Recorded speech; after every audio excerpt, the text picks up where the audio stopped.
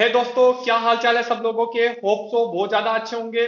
दोस्तों, हम लोगों ने लास्ट क्लास में एफएम से रिलेटेड चैप्टर के बारे में चर्चा की थी।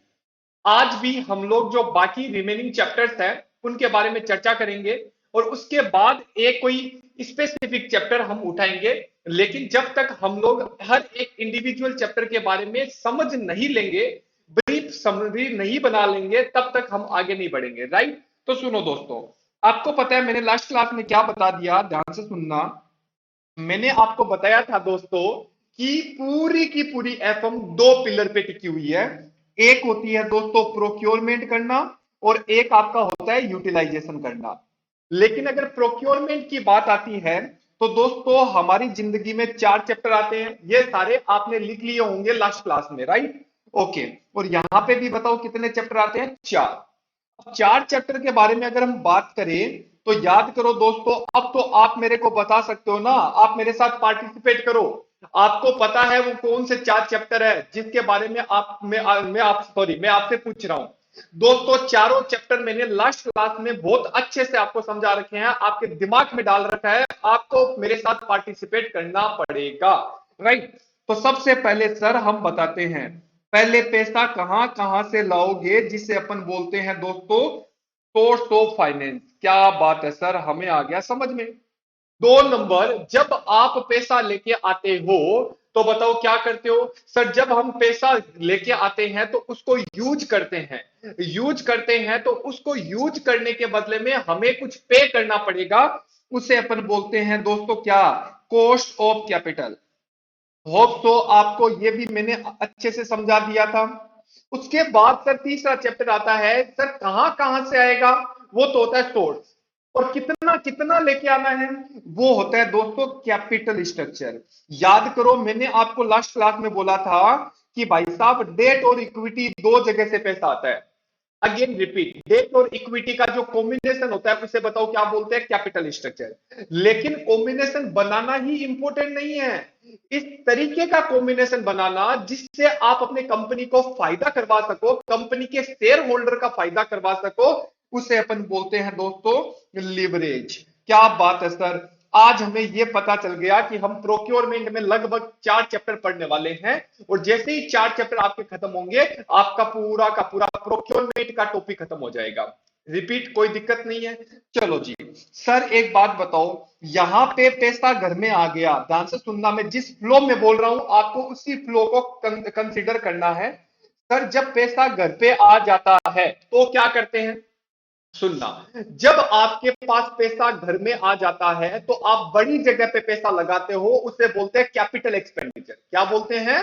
Capital expenditure. लेकिन दोस्तों, आपको यह पता है कि कोई भी बड़े प्रोजेक्ट में पैसा लगाते हो तो क्वेश्चन सबसे पहले यह आता है आपके जहन में कि क्या उस प्रोजेक्ट पे पैसा लगाना चाहिए या उस प्रोजेक्ट को कंसीडर नहीं करना चाहिए। अब आपके पास बहुत सारे प्रोजेक्ट होंगे, क्या सारे प्रोजेक्ट को आप ऐसे कर सकते हो क्या? आंसर आता है नो। तो उन सारे प्रोजेक्ट में से आपको एक प्रोजेक्ट को सिलेक्ट करना पड़ेगा। तो ऐसी सिचुएशन में आपको बड़ा डिसीजन लेना पड़ता है, उससे अपन बोलते हैं कैपिटल बजटिंग। क्या बोलते हैं दोस्तों? Capital budgeting. तो ये मैंने आपको लास्ट क्लास में पढ़ा दिया था। क्या बात है सर, ये आया आपका दोस्तों क्या? ये आया कैपिटल बजटिंग। क्या बात है सर, अच्छे से आ गया कैपिटल बजटिंग। और आपको मैंने लास्ट क्लास में बताया था कि खाली फिक्स एसेट में पैसा लगाने से कुछ नहीं होगा। जब आप कोई प्रोजेक्ट चालू करोगे तो डे टू डे ऑपरेशन करने के लिए भी आपको बहुत सारा पैसा चाहिए, जिसे अपन बोलते हैं दोस्तों वर्किंग कैपिटल। मतलब ये कि बड़े मतलब हो गया बजटिंग और छोटे मतलब वर्किंग कैपिटल में आपको पैसा लगाना पड़ेगा। अब क्वेश्चन आता है कि सर आप हमें वर्किंग कैपिटल सिखाओगे या वर्किंग कैपिटल का मैनेजमेंट करना सिखाओगे? दो बातों में फर्क है। वर्किंग कैपिटल तो आपको पता है करंट एसेट्स में से करंट लाइबिलिटीज घटा दो तो आपका क्या आ जाएगा सर? वर्किंग कैपिटल आ जाएगा। लेकिन बात यह आती है कि आप एक फाइनेंस मैनेजर होने के नाते आपको यह समझना है कि वर्किंग कैपिटल का मैनेजमेंट कैसे करना है। क्योंकि अगर आपके वर्किंग कैपिटल में पैसा बहुत ज्यादा पड़ा हुआ है, इसका मतलब आपको जितने पैसों की जरूरत है उससे ज्यादा आपने इन्वेस्टमेंट कर रखा है। तो आपका वर्किंग कैपिटल में मैनेजमेंट प्रॉपर होना चाहिए, ताकि आपकी कॉस्ट ऑफ कैपिटल कम से कम हो। क्या बात समझ में आई? सर वर्किंग कैपिटल में क्या क्या होता है दोस्तों? वर्किंग कैपिटल में लगभग आता है आपका डेटर, और बताओ क्या आता है? सर डेटर के बाद कैश आ गया, सर उसके बाद आता है स्टॉक। इसका मतलब सर एक बात बताओ, यहां पे आता है क्रेडिटर्स, ये सारी चीजें आती है। तो आपका क्वेश्चन क्या आएगा? सर एक बात बताओ, जब हम एफ हम पढ़ेंगे चैप्टर्स, तो क्या हर एक इंडिविजुअल चैप्टर बना हुआ है, या हम ओवरऑल खाली वर्किंग कैपिटल चैप्टर ही पढ़ेंगे? ना बाबा ना, आपको एक तो overall working capital management chapter में पढ़ाने वाला हूं, और इसके बाद हम लोग ये इंडिविजुअल चैप्टर के बारे में भी चर्चा करने वाले हैं।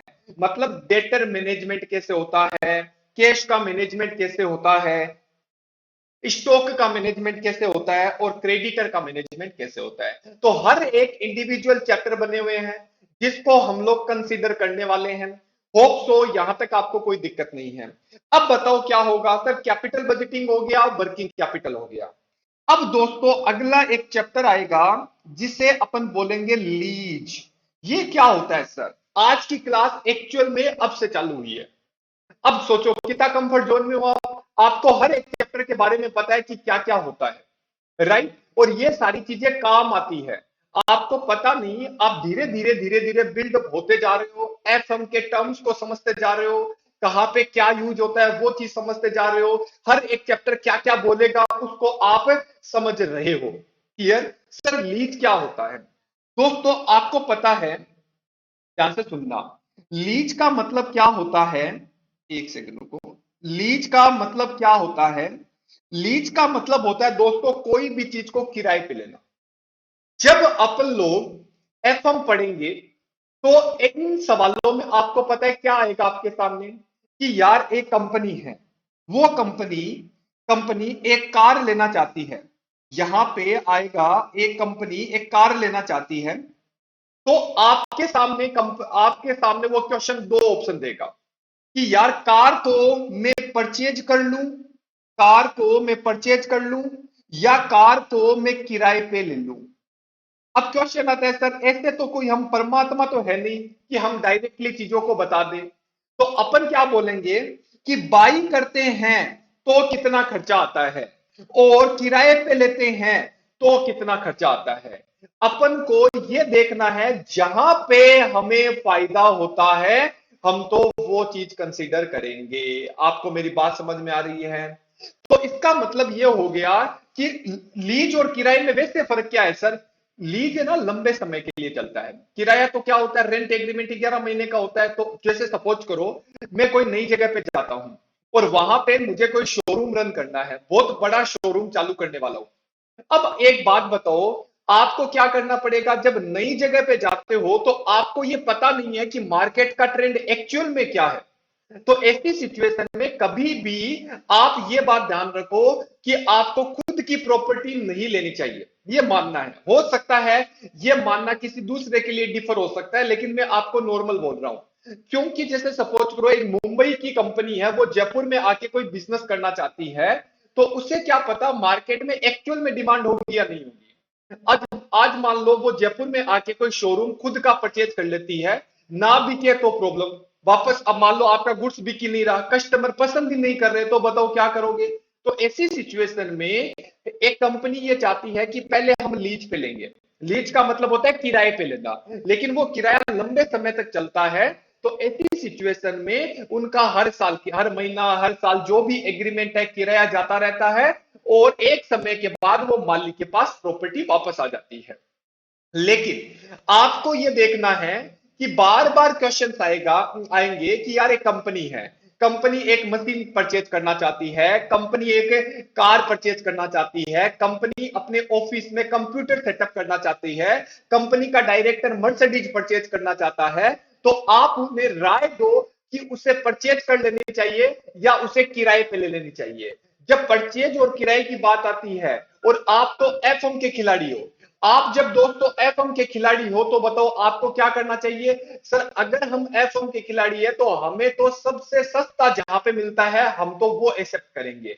बाकी डिसीजन आपको लेना देना नहीं है। आपको अकाउंट्स क्या बोलती है, आपको स्ट्रेटेजी क्या बोलती है, उससे कोई लेना देना नहीं है। आप तो डायरेक्टली बोलोगे कि भाई साहब ये करना सस्ता पड़ रहा है, अब आप जानो आपका काम जाने, हम अपन तो मैनेजमेंट को एक डिसीजन दे देंगे। राइट?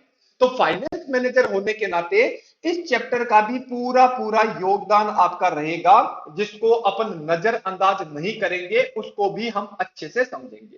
तो बताओ 3 चैप्टर बताए हम यूटिलाइजेशन में। सर अगर हम यूटिलाइजेशन की बात करें तो पहला बड़ी जगह पे पैसा लगाना मतलब कैपिटल बजटिंग, नंबर 2 आता है वर्किंग कैपिटल, नंबर 3 आता है लीज। राइट? अब एक बात बताओ दोस्तों, आपने पैसा लिया, पैसा आया, पैसा लगा दिया, इन्वेस्ट कर दिया।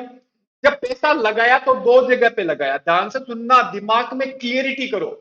अगर जब तक क्लियरिटी नहीं होगी मजा नहीं आएगा, और जब तक मजा नहीं आएगा अच्छा स्कोर नहीं कर पाओगे क्रिएट।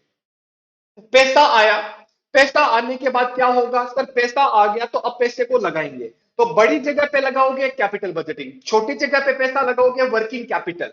जहां जहां कैपिटल बजटिंग है, तू जहां जहां वर्किंग कैपिटल बोलती है मैं वहां वहां। राइट? अब एक बात बताओ, धंधा चलेगा, जोरदार धंधा चलेगा। जब बिजनेस चलेगा तो बताओ क्या होगा? सर कमाई होगी, और कमाई जब होगी तो क्या होगा? सर उम्मीद करते हैं शेयर होल्डर कि हमें कुछ मिलेगा। ध्यान से सुनना, एग्जांपल से समझाता हूं। राइट? सुनो दोस्तों, अगला जो आपका चैप्टर आएगा, इस चैप्टर का नाम हम लिखेंगे डिविडेंड डिसीजन। क्या बात है दोस्तों, यहां पे इस चैप्टर का नाम होगा डिविडेंड डिसीजन। बहुत ही प्यारा है आपका chapter, very very simple chapter रहेगा, लेकिन उसको समझना उतना ही आपका थोड़ा सा समझना आसान बनाना पड़ेगा, वैसे आसान होता नहीं। राइट? अब क्वेश्चन आता है कि सर चैप्टर चालू कर दिया क्या आपने? मैंने बोला ना बाबा ना, पहले मैं चीजों को समझाऊंगा। राइट? क्योंकि अभी मैं क्या दे रहा हूं, मैं आपको हर एक चैप्टर की एक ब्रीफ समरी दे रहा हूं, और वो समरी में डिटेल में नहीं जाया जाता। और मैंने आपको फर्स्ट क्लास में बोला था कि जब मैं समरी दे रहा हूं तो आपका डाउट स्पेशली कुछ आना नहीं चाहिए। क्यों?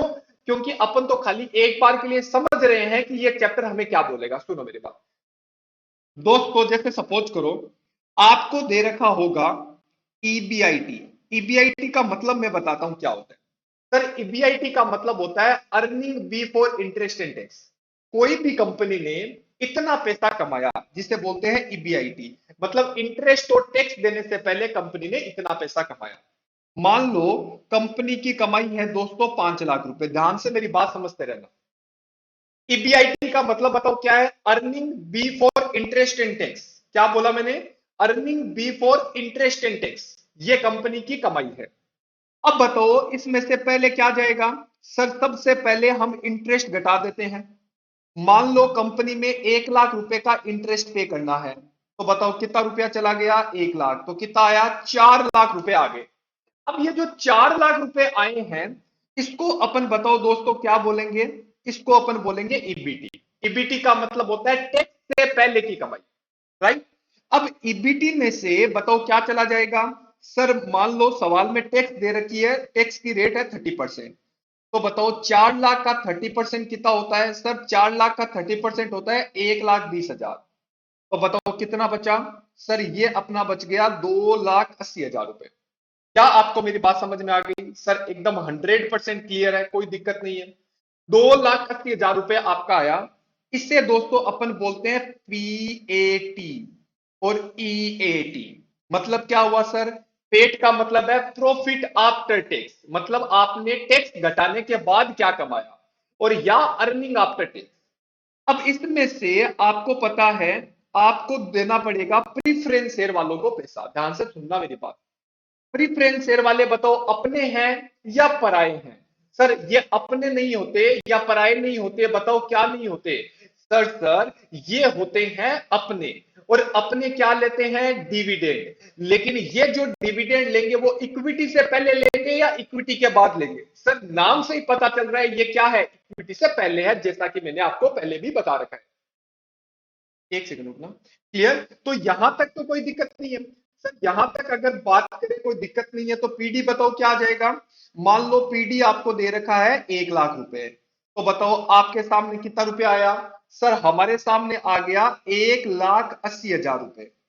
ये 1,80,000 आया नाम, इसे बोलते हैं earning available for equity share holder. ध्यान से मेरी बात अच्छे से सुनना। क्या बोला मैंने, मेरे पास आया earning available for equity share holder. Earning available for equity share holder, ध्यान से सुनना। मतलब सर आप हमें क्या बोलना चाहते हो, मैं जल्दीबाजी नहीं कर रहा, चीजों को समझाने की कोशिश कर रहा हूं। दोस्तों ईबीआईटी जो आया, ये ईबीआईटी 4 जनों में बंट जाता है। मतलब सर जैसे सपोज करो ये आदमी है, ये आदमी प्रसाद बांट रहा है। ध्यान से सुनना, ये कौन है सर, ये आदमी है। और ये आदमी क्या कर रहा है सर, ये आदमी प्रसाद बांट रहा है। एग्री कर रहे हो। जब ये आदमी प्रसाद बांट रहा है, इसके हाथ में बताओ क्या है, प्रसाद का एक कटोरा ले रखा है इसने, और इसमें लिख रखा है अपना ईबीआईटी। ध्यान से सुनना, ये आदमी क्या बांट रहा है सर, ये आदमी प्रसाद बांट रहा है भक्तों को। और इसने जेब में क्या रख रखा है, जेब में क्या मतलब हाथ में क्या ले रखा है, ईबीआईटी। अब सबसे पहला इंसान बताओ कौन है सर, ये आपका है डिबेंचर वाला। क्लियर। उसके बाद मैंने बताओ इसमें कितना रुपया ले रखा है, मैंने सर ले रखा है 5 लाख रुपए। ये दोस्तों मैंने 5 लाख रुपए ले रखे हैं सर, कोई दिक्कत नहीं है। एक सेकंड रुकना यार।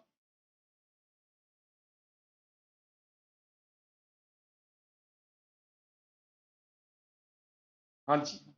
तो एक बात बताओ यहाँ पे सबसे पहले कौन खड़ा है सर, ये डिबेंचर वाला खड़ा है। और कितने रुपए, ये बोलता है कि भाई साहब मेरे को तो 1 लाख रुपए दे दो। मैंने बोला यार इसको तो देना पड़ेगा 1 लाख रुपए। उसके बाद बताओ कौन आएगा सर, इसके बाद यहां पे सरकार आ जाएगी। सरकार का मतलब है, सरकार बोलती है भाई साहब हमें तो क्या दे दो सर इनको देना पड़ेगा टैक्स। मेरे को बताओ टैक्स कितना दोगे दोस्तों। अगर हम टैक्स की बात करें, तो टैक्स कितना देना पड़ेगा, 1,20,000। ये लो दोस्तों मैंने 1,20,000 रुपए का टैक्स दे दिया। अब बताओ यहां पे देने के बाद बताओ इन दोनों को मैंने पैसा दे दिया, बताओ मेरे पास कितना पैसा बचा। सर इन दोनों को जब मैंने पैसा दे दिया, तो मेरे पास बताओ कितना पैसा बचा, 2,80,000 रुपए। ये जो 2,80,000 रुपए है ना दोस्तों, ये 2,10,000 ये मेरे पास है अपनों के लिए। ध्यान से सुनना, ये मेरे पास क्या है, अपनों के लिए। अब ध्यान से सुनना, इसमें से अब सुनो, जैसे ये तो पूरा स्टेटमेंट हो गया। अब मान लो सवाल में प्रीफरेंसेड नहीं है। ध्यान से सुनना, प्रीफरेंसेड नहीं है तो बताओ क्या होगा। अगर सर प्रीफरेंसेड नहीं है, तो जैसे मैंने बोला मैं 2,80,000 में से कितना 1 लाख रुपए तो मैं अपने इक्विटी वालों को दूंगा। ध्यान से सुनना मैंने क्या बोला है, ये तो स्टेटमेंट है जो आपको याद करना होता है। और अब मैं मान के चल रहा हूं कि ये प्रीफरेंस शेयर आपके सामने है ही नहीं। तो बताओ 2,80,000 जो है, वो बताओ 2,80,000 किसको मिलेगा, ये किसका है सर, ये इक्विटी वालों का है। ये जो नन्हे नन्हे बच्चे नजर आ रहे हैं ना आपको, ये कौन है सर, ये इक्विटी वाले हैं। अब कंपनी ने ये डिसीजन लिया कि कंपनी बोलती है कि मैंने 2,80,000 रुपए इक्विटी वालों के लिए कमाया, लेकिन उसमें से मैं 1 लाख रुपए ही आप लोगों को दूंगी। और बाकी जो बच गया आपका, जिसे अपन बोलते हैं 1,80,000 रुपए। अच्छा 1,80,000 कैसे आया, ये भी आपको समझ में आ, सॉरी थोड़ा सा डिस्टर्बेंस हो गया टेक्निकल प्रॉब्लम के कारण। तो अभी मैं क्या बोल रहा था कि भाई साहब मान लो आपने 2,80,000 रुपए कमाए। उस 2,80,000 में से आपने बोला कि भाई साहब मैं तो अपने शेयर होल्डर को 1 लाख रुपए दूंगी, और बाकी जो पैसा है वो मैं अपने पास रख लूंगी। तो सीधी सी बात है, जो आपने पैसा रखा इसे बताओ क्या बोलोगे सर, इसे हम बोलेंगे पेड। और प्रॉफिट आफ्टर टैक्स का वो हिस्सा जो आप अपने शेयर होल्डर को बांट देते हो, डिस्ट्रीब्यूट कर देते हो उसे बोला जाता है दोस्तों डिविडेंड। क्लियर? और जो हिस्सा आप अपने पास रख लेते हो उससे बोला जाता है दोस्तों रिटेन्ड अर्निंग। मतलब ये कि अभी मेरे पास आया दोस्तों कितना, 2,80,000 रुपए मेरे पास पूरे आए। इस 2,80,000 में मैंने बोला कि भाई साहब मैं तो 1,00,000 रुपए बांटना चाहता हूं। अब जो पैसा मैं बांटना चाहता हूं इसे तो बोला जाता है दोस्तों क्या, डिविडेंड। और जो पैसा मैंने रख लिया, मतलब मैंने कितना पैसा रखा सर, आपने रखा 1,80,000 रुपए। इस 1,80,000 को बताओ आप क्या बोलोगे सर, इसे हम बोलेंगे रिटेन्ड अर्निंग। क्या बोलेंगे? Retained earning. सर कोई दिक्कत वाली बात नहीं है, यहां तक आ गया। अब सुनो, अभी तक मेरा टॉपिक खत्म नहीं हुआ है। तो पहले तो आपको यह चीज समझ में आनी चाहिए कि प्रॉफिट का वो पार्ट जो आप अपने शेयर होल्डर को बांट देते हो, those part of profit which is distributed among share holder is called, बताओ क्या, डिविडेंड। क्लियर है? अब क्वेश्चन ये आता है कि सर हमें खाली डिविडेंड नहीं पढ़ना, एक्चुअल में डिविडेंड, देखो चैप्टर का नाम क्या है, चैप्टर का नाम है डिविडेंड डिसीजन। मतलब ये कि आपको ये डिसाइड करना है कि कंपनी को कितना डिविडेंड देना चाहिए। मतलब डिविडेंड क्या होता है वो तो आपको समझ में आ गया कि सर प्रॉफिट का वो पार्ट जो आप अपने शेयर होल्डर को बांट देते हो उसे बोलते हैं डिविडेंड। लेकिन क्वेश्चन ये नहीं है, क्वेश्चन ये है कि आपको कितना डिविडेंड देना चाहिए, कितना डिविडेंड कितना डिविडेंड होना चाहिए, अपने पास कितना रखना है, अगर दे देंगे तो क्या होगा, ना देंगे तो क्या होगा, मार्केट में इसकी शेयर की प्राइस पे क्या फर्क पड़ेगा, ये सारी बातें आपको समझ में आनी चाहिए। दैट्स इट, खत्म बात। तो ये चैप्टर है। अच्छा सर इसमें और क्या है? सर एक बात बताओ, एक बात बताओ, मान लो क्या हम इसको ऐसे बोल सकते हैं क्या, कैसे, कि भाई मैंने 2,80,000 रुपया कमाया, ओके, और मेरी कंपनी में 1,00,000 शेयर होल्डर है। मेरी कंपनी के शेयर होल्डर कितने हैं सर? 1,00,000। तो इसका मतलब ये हो गया कि मेरी कंपनी ने टोटल मिला के 2,80,000 रुपए कमाए। कुछ बच्चों का यह कंफ्यूजन हो सकता है कि सर आपने यहां पे प्रीफरेंस शेयर लिखा था और अब क्यों नहीं लिख रहे? तो दोस्तों मैंने आपको पहले भी बोल दिया ये एक्चुअल में एक स्टेटमेंट होता है, लेकिन जब आप डिविडेंड चैप्टर पढ़ोगे तो वहां पे इक्विटी का कोई, सॉरी, प्रीफरेंस शेयर का कोई लेना देना ही नहीं होता। तो इसलिए मैंने बोला कि भाई साहब 2,80,000 है, इसमें आपने इक्विटी वालों को पैसा बांट दिया।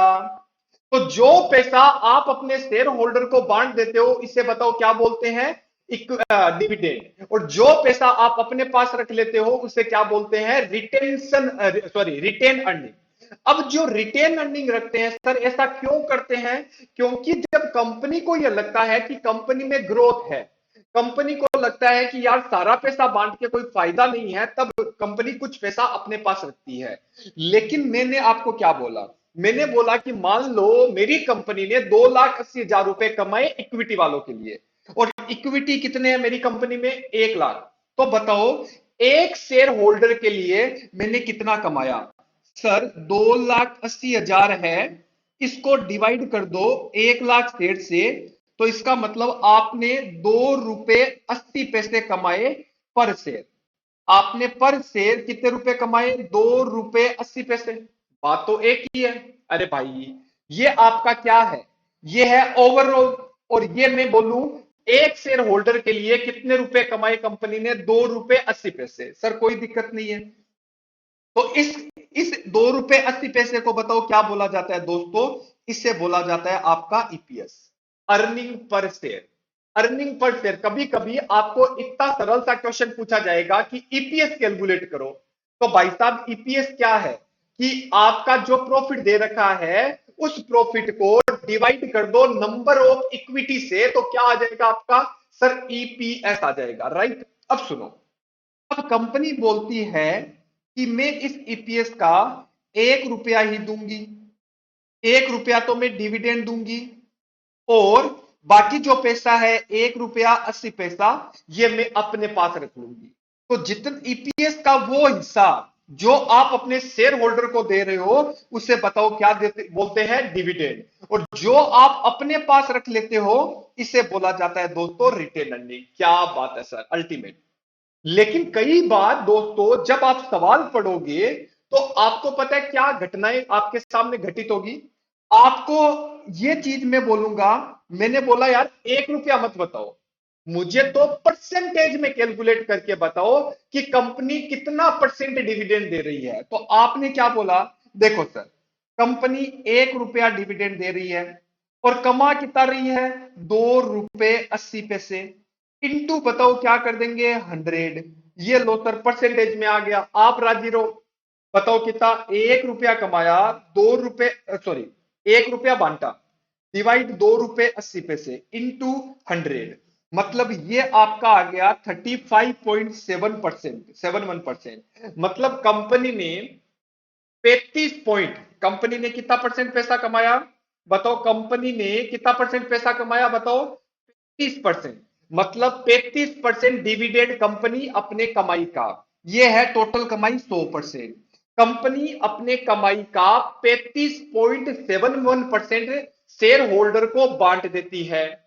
राइट सर ये जो आपने हमें बोला इसको क्या बोलते हैं, इसे दोस्तों परसेंटेज में बोलते हैं डिविडेंड पे आउट रेशियो। क्या बोलते हैं, डिविडेंड पे आउट रेशियो।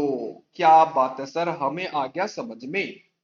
मतलब ये कोई कई बार आपको पता है क्या क्वेश्चन पूछा जा सकता है, आपको ये क्वेश्चन पूछा जाएगा कि एक बात बताओ, डिविडेंड और डिविडेंड पे आउट रेशियो में क्या फर्क है। तो यार डिविडेंड का मतलब क्या है, नॉर्मल, लेकिन जब मैं उसको परसेंटेज में बोलता हूं तो उसे क्या बोलते हैं, डिविडेंड पे आउट रेशियो।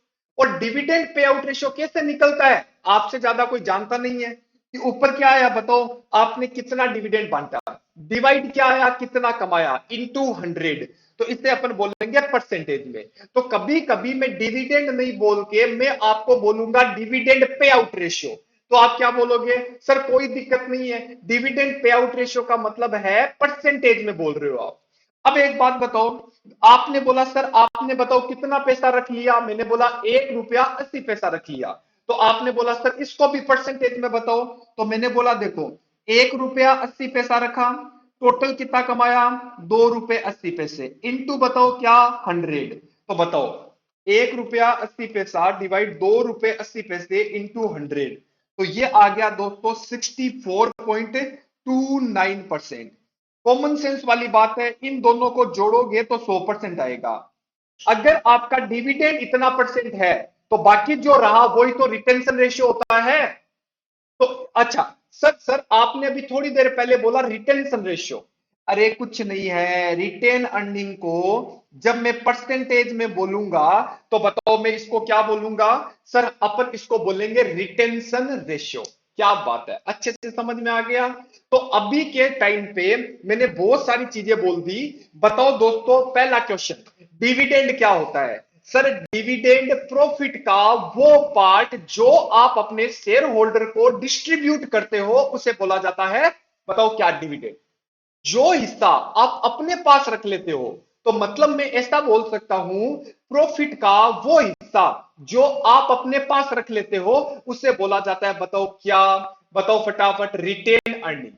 लेकिन जब मैं डिविडेंड को परसेंटेज में बोलता हूं तो उसे बोलते हैं डिविडेंड पे आउट रेशियो, और जब मैं रिटेन अर्निंग को परसेंटेज में बोलता हूं तो उसे अपन बोलते हैं रिटेंशन रेशियो। होप सो इन चारों में आपको फर्क समझ में आ गया। जैसे मान लो एग्जाम में क्वेश्चन आया और उसमें आपको बोल दिया कि कंपनी का रिटेंशन रेशियो 30% है, तो बताओ क्या करोगे, क्या आप डिविडेंड पे आउट रेशियो निकाल सकते हो, डिविडेंड पे आउट रेशियो बताओ कितना आएगा, सर 70%। नॉर्मल सी बात है ना यार। तो ये सारी चीजें जब तक आपको आएगी नहीं तब तक आप कैसे करोगे। अब आपको आपको मैंने पहले भी बोला था कि जब मैं चैप्टर्स के बारे में डिस्कस कराऊंगा तो आपको बहुत सारी नई नई चीजें सीखने को मिलेगी और यहां से क्वेश्चन एग्जाम में आ जाते हैं। राइट, तो अभी आपने क्या पढ़ा कि सर एक चैप्टर आएगा जिसका नाम है डिविडेंड, डिविडेंड डिसीजन। देखो डिविडेंड चैप्टर नहीं है, डिविडेंड डिसीजन है। मतलब यहां पे अपन क्या बोलेंगे कि कंपनी को डिविडेंड कितना देना चाहिए, इतना देंगे तो शेयर प्राइस में क्या फर्क पड़ेगा, ये सारी बातें डिविडेंड चैप्टर में पढ़ने वाले हैं। लेकिन डिविडेंड क्या होता है, सर प्रॉफिट का वो हिस्सा जो आप अपने शेयर होल्डर को बांट देते हो, रिटेन अर्निंग क्या होता है, डिविडेंड पे आउट रेशियो क्या होता है, रिटेंशन रेशियो क्या होता है, ये सारी बातें आपको मैंने बता दी है। क्या बात समझ में आई? सर कोई दिक्कत वाली बात नहीं है। ठीक है, तो ये दोस्तों आपका प्रोक्योरमेंट है और ये आपका यूटिलाइजेशन है। अब 3 चैप्टर आपके और रहते हैं, बताओ कौन कौन से। एक आपका मैंने वो पूरा चार्ट बना रखा है, उसमें एक चैप्टर तो है दोस्तों सिक्योरिटी एनालिसिस। सिक्योरिटी एनालिसिस ये आपका चैप्टर पढ़ेंगे अपन। इसके बारे में मैं डिटेल में नहीं बताऊंगा, नॉर्मल थोड़ा सा बता देता हूं। और एक आपका अपन चैप्टर पढ़ेंगे जिसका नाम है पोर्टफोलियो एनालिसिस। राइट। अच्छा सर ये क्या होता है दोस्तों, जैसे सपोज करो, एक बात ध्यान रखना, एक सेकंड, एक चीज बताता हूं बड़ी इंटरेस्टिंग है ये। अच्छा यहां पे बताओ एक नया चैप्टर कौन सा आ जाएगा सर, यहां पे चैप्टर आ जाएगा डिविडेंड। तो बताओ आज अगर कोई आप बाहर पोए खाते हुए नजर आओ और कोई इंसान आपको बोल दे बता पूरे एफएम में कितने चैप्टर है, तो आप क्या बोलोगे? सबसे पहले तो 8 चैप्टर है। 4 चैप्टर प्रोक्योरमेंट के, 4 चैप्टर यूटिलाइजेशन के और 8 चैप्टर का एक ग्रुप बन जाता है, और यही आपका एफएम का सार है। जैसे गीता का सार है वैसे ही एफएम का सार है। लेकिन किंतु परंतु दोस्तों, ये जितने भी चैप्टर है 8 के 8, ये आप किसके हिसाब से पढ़ोगे? एक बिजनेसमैन के हिसाब से पढ़ोगे। आप एक बिजनेसमैन हो उसके हिसाब से पढ़ोगे कि मुझे पैसा लाना है, पैसा लगाना है। लेकिन अब एक आपका जो चैप्टर है, सॉरी 2 चैप्टर है जिसका नाम है सिक्योरिटी एनालिसिस, और 2 नंबर है आपका पोर्टफोलियो एनालिसिस।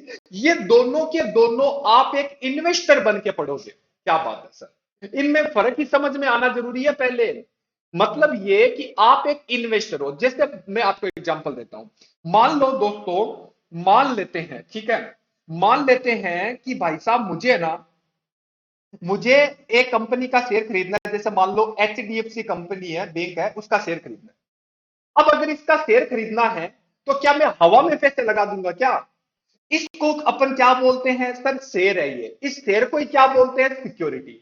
अब कोई भी सिक्योरिटी में आप जब इन्वेस्ट करोगे तो इन्वेस्टमेंट करने से पहले आपको उसका एनालिसिस करना पड़ेगा कि क्या इस कंपनी में मैं पैसे लगाऊं, इस कंपनी के शेयर में मैं पैसे लगाऊं या ना लगाऊं, वेट करूं, और या मैंने खरीद रखा है तो क्या मैं उसे होल्ड करूं। तो दोस्तों यहां पे पूरा का पूरा चैप्टर आपको यही बताने वाला है कि भाई सिक्योरिटी का एनालिसिस करना, कि भाई आप हवा में दूसरों के कहने में कभी भी पैसा नहीं लगाएंगे।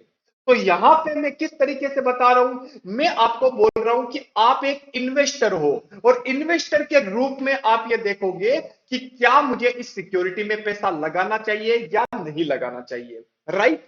ओके, डिटेल में नहीं जाएंगे क्योंकि डिटेल में यहां जाएंगे तो वहां क्या पढ़ेंगे।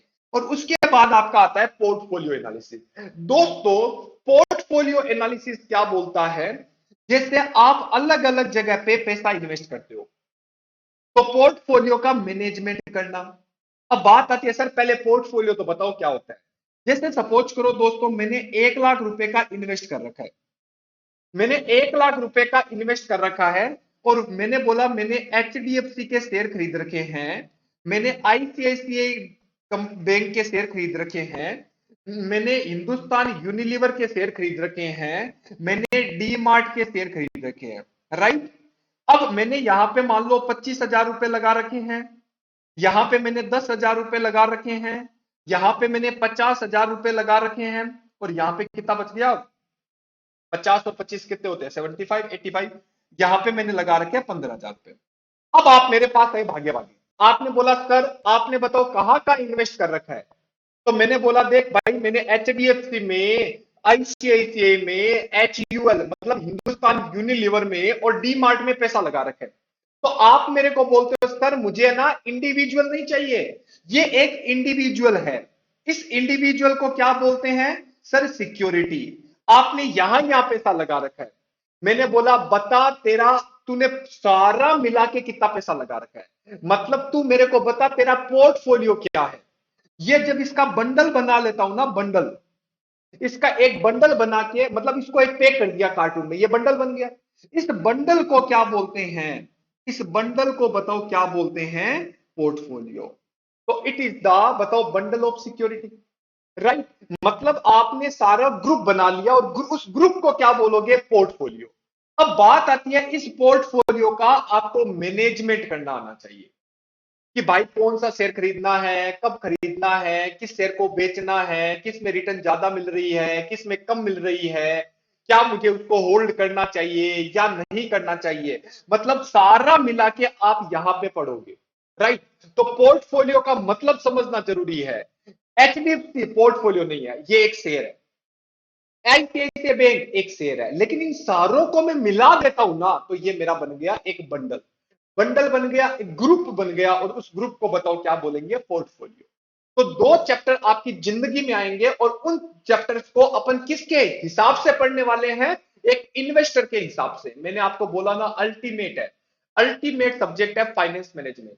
तो क्वेश्चन ये आता है कि सर अभी तक जो आपने हमें बोला वो तो है 8 चैप्टर, और ये दो चैप्टर कौन से हैं, एक है कि सिक्योरिटी का एनालिसिस कैसे करोगे, और एक आप पढ़ोगे पोर्टफोलियो का एनालिसिस कैसे करोगे। अब एक लास्ट चैप्टर आएगा जिसका नाम है प्रोजेक्ट फाइनेंस। अगर आप एक प्रोजेक्ट को चालू करने वाले हो तो उस प्रोजेक्ट के लिए आपको पैसा चाहिए, और बैंक के पास जाते हो और आप बैंक को बोलते हो कि हे बैंक, मुझे इस प्रोजेक्ट पे फाइनेंस कर दे। फाइनेंस का मतलब तू मुझे इस पे क्या दे दे, लोन दे दे। अब प्रोजेक्ट फाइनेंस की क्या क्या प्रोसेस होती है, बैंक आपकी फाइल कैसे चेक करती है, बैंक आपको पैसा देने से पहले क्या क्या सोचती है। जैसे सपोज करो आप भविष्य में आप कोई मैनेजर की पोस्ट पे आ गए, बैंक में मैनेजर बन गए। अब आप जब मैनेजर बनोगे और कोई भी इंसान आपको लोन, आपसे लोन लेने आ जाएगा, क्या दे दोगे क्या सबको? आप उसकी फाइल चेक करोगे, उसका स्टेटस चेक करोगे, उनका रेपुटेशन क्या है वो चेक करोगे, कंपनी की ग्रोथ क्या है वो चेक करोगे, कितना पैसा देना चाहिए वो चेक करोगे, और एक लिमिट बना के दे दोगे, क्या इंटरेस्ट चार्ज करना चाहिए, ये कस्टमर जो हमसे पैसा लेने आया है क्या वो वापस चुकाने के लायक है या नहीं है। मतलब एक प्रोजेक्ट का जब फाइनेंस किया जाता है तो क्या क्या चीजें देखी जाती है, ये सारा का सारा चैप्टर बताओ किस में बताया जाएगा, सर ये हम पढ़ेंगे प्रोजेक्ट फाइनेंस में। क्या बात है सर, मतलब मजा आ गया। हम लोग पूरा कितने चैप्टर पढ़ने वाले हैं, 11 चैप्टर हम पढ़ने वाले हैं। और 11 चैप्टर के बारे में आपको आज के टाइम पे थोड़ा थोड़ा तो नॉलेज है, ये मैं गारंटी के साथ बोल सकता हूं। बताओ, आंख बंद करो, आंख बंद करो, बताओ बिना देखे। सर सर देखो देखो इधर, देखो इधर। प्रोक्योर देखना तो है ही नहीं, आंख बंद है ना सर। अच्छा सर, प्रोक्योर में सर दो प्रकार के आपके, आप पूरा एफएम दो पिलर पे, प्रोक्योरमेंट, यूटिलाइजेशन। प्रोक्योरमेंट में 4 चैप्टर होते हैं दोस्तों। नंबर 1, पैसा कहां कहां से आएगा, सोर्स ऑफ फाइनेंस। मैं हिंदी बोलूंगा, आप अंग्रेजी बोलोगे। नंबर 2, सर जब मैं देखो मैं तो पूछूंगा, जब पैसा आएगा तो उसको कुछ पे करोगे, उसे बोलते हैं कॉस्ट ऑफ कैपिटल। सर कितना कितना पैसा लेके आना है, उसे बोलते हैं कॉस्ट कैपिटल स्ट्रक्चर। उसके बाद आता है कि जब पैसा लेके आएंगे तो पैसा जब लेके आएंगे तो इस तरीके का कॉम्बिनेशन बना देंगे ना जिससे अपन को क्या हो, ज्यादा से ज्यादा फायदा हो। फिर आता है कि सर हम बड़ी जगह पे पैसा लगाएंगे, कैपिटल बजटिंग। हम छोटी जगह पे पैसा लगाएंगे, वर्किंग कैपिटल। धंधा चलेगा, जोरदार चलेगा, लेकिन चलने से पहले एक छोटा सा चैप्टर आएगा, लीज। वो हमें ये बोलेगा कि कोई भी चीज को किराए पे लेना चाहिए या खुद का परचेज कर लेना चाहिए, राइट। उसके बाद धंधा जोरदार चलेगा, जब धंधा जोरदार चलेगा तो कमाई होगी। उस कमाई में से कुछ हिस्सा हम शेयर होल्डर को दे देंगे, उसे बोला जाता है डिविडेंड। और कुछ हिस्सा हम अपने पास रख लेंगे, उसे बोलते हैं रिटेन अर्निंग। और डिविडेंड को परसेंटेज में क्या बोलते हैं, डिविडेंड पे आउट रेशियो। और रिटेन अर्निंग को परसेंटेज में क्या बोलते हैं, रिटेंशन रेशियो। आपको पता नहीं है दोस्तों यहां से कितने क्वेश्चन बन सकते हैं और आप कितने ट्रेंड हो गए। और उसके बाद बताओ क्या है, 2 चैप्टर ऐसे हैं जो इन्वेस्टर के हिसाब से पढ़ोगे। नंबर 1 है सिक्योरिटी एनालिसिस, और नंबर 2 है आपका पोर्टफोलियो मैनेजमेंट। और लास्ट एक चैप्टर है जरा हटके, और वो है आपका प्रोजेक्ट फाइनेंस। दोस्तों मुझे कंफर्म एकदम विश्वास है कि ये पूरे के पूरे 11 चैप्टर आपके दिमाग में चले गए, और आप बिना देखे, बिना रजिस्टर में देखे ये सारे के सारे चैप्टर के बारे में बता सकते हो। मुझे इसीलिए पूरा इंट्रोडक्शन पार्ट करवाना था, क्योंकि जब तक कोई भी चीज की नींव मजबूत नहीं होती ना, तब तक आगे बढ़ने में मजा नहीं है। और आपको पता है अगली क्लास में हम एक पर्टिकुलर चैप्टर उठाएंगे और उसको अच्छे से समझने का प्रयास करेंगे। तब तक के लिए बाय बाय, टेक केयर, अपना ध्यान रखना।